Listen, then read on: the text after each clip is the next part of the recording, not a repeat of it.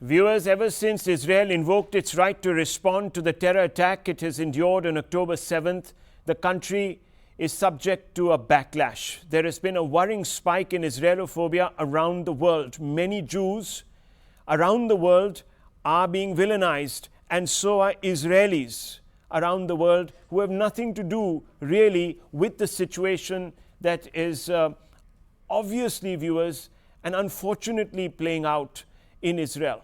The latest chilling example of this Israelophobia or Judeophobia came from a neighborhood in southern Paris over the last 24 hours where the Star of David was stamped outside Jewish-owned homes to mark them out. The images brought back memories of the Holocaust of World War II.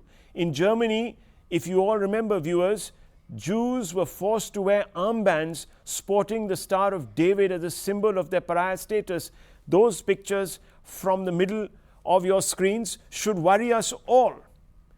In Russia, a mob of Dagestanis descended upon an airport to lynch Jews when a flight from Tel Aviv landed at the airport. Several of them have been detained and arrested. Several of the people who were part of the lynch mob, and viewers, a number of those passengers are critically wounded.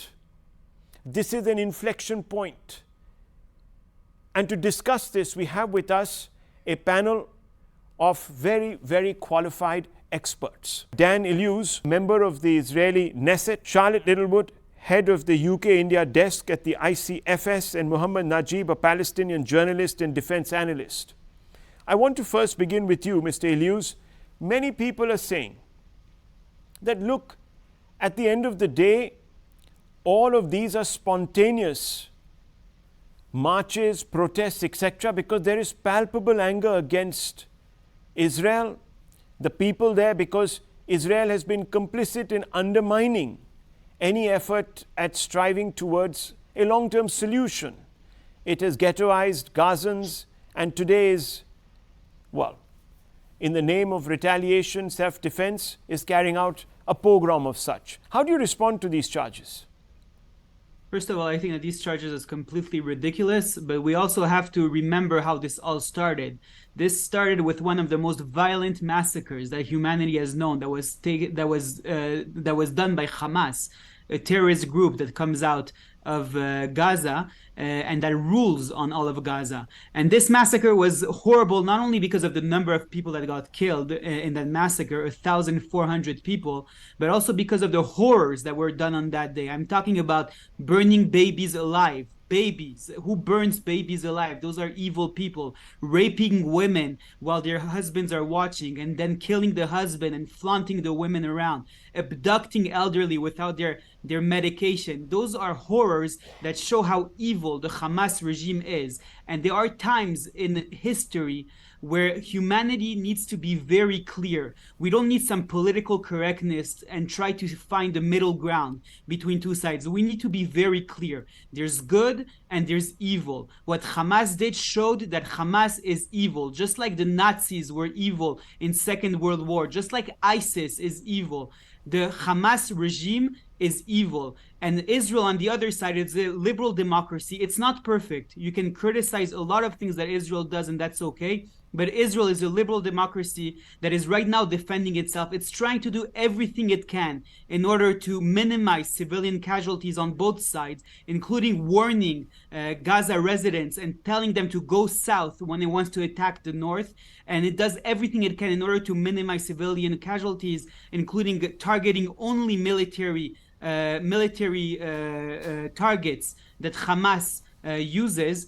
And any attempt to find a middle ground is just trying to equalize between both sides, and that's basically taking Hamas's side, because if you would have tried to yes. Okay, so you're saying a false equivalence is being drawn, and that means that you're taking Hamas's side. Okay, let me just bring in Charlotte Littlewood here. Charlotte Littlewood, what do you make of these attacks on the Jewish people, and of course on Israelis specifically, and the nation of Israel? So we're seeing an unprecedented spike in anti-Semitism across the globe. Our Community Security Trust in the UK has measured the highest number of anti-Semitic instances on record for last month. And that includes 35 assaults, 44 cases of vandalism, and 75 direct threats. However, I do have to disagree with the previous speaker. To try and find a middle ground is absolutely not to support Hamas. You can be absolutely assured that Hamas's ideology is evil, it's genocidal, and it will never allow peace in the region. Yet you can still be pro-solution. And this is where the problem lies, in trying to push people into one tribe or another. And the very word pro is a problem too. So to say pro-Palestine makes the marches in themselves tribal. Where is a pro-solution space? Where is a pro-future in which both Israel and Palestine can exist side by side? That is what I hope for, and that's something that I am not seeing in a discussion that I fear is not being had. And one of the fears I have is that it's not being had because people are then being seen as anti-Israel for trying to talk about a future solution. We can absolutely hold that we have seen a Holocaust now in our age. It is one of the most tragic things I have seen in my lifetime. However, we can use that energy, that deep pain, sorrow, and anger to push forward and try and find a solution. That should not be besmirched. That would be a great undoing